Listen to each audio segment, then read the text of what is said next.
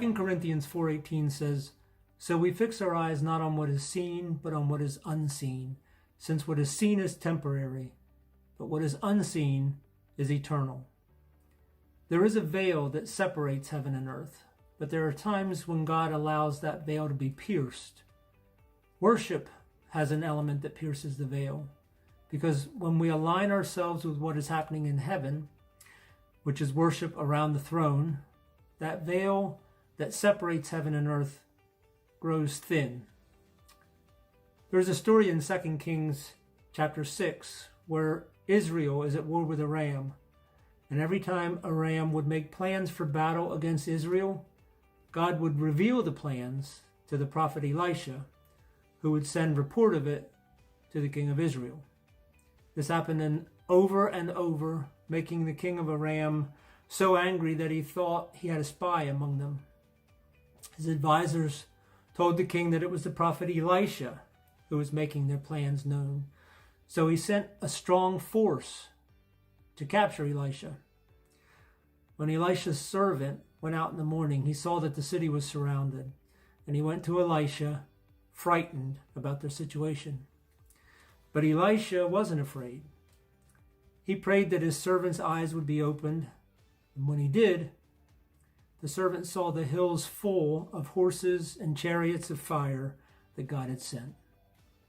The veil was pierced, and the servant saw into the unseen world, into the eternal, and he saw that he had nothing to fear. This was all brought to my mind a few weeks ago by a talk with my 3-year-old grandson, Drake.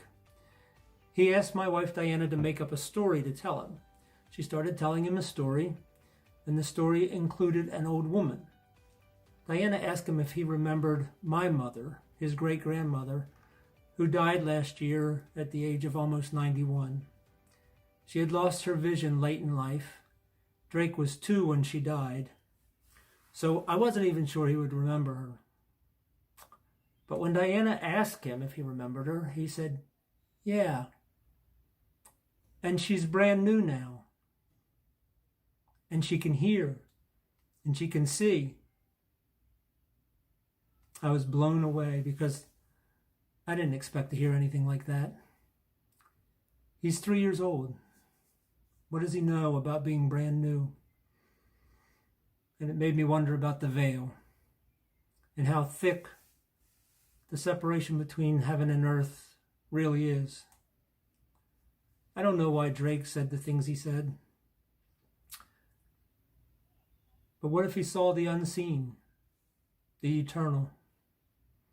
What if the eyes of the young, who haven't been taught what not to expect, what not to believe, are more open to the other side of the veil than the eyes of people who've been trained not to look?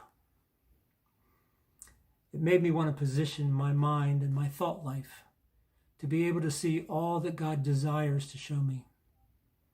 My prayer for us is that our eyes would be open to realize that there is a spiritual world that is every bit as real or more real than the realm we see, and that God is busy working on our behalf.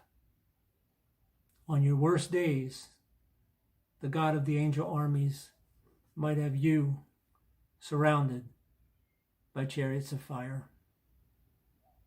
Love you guys.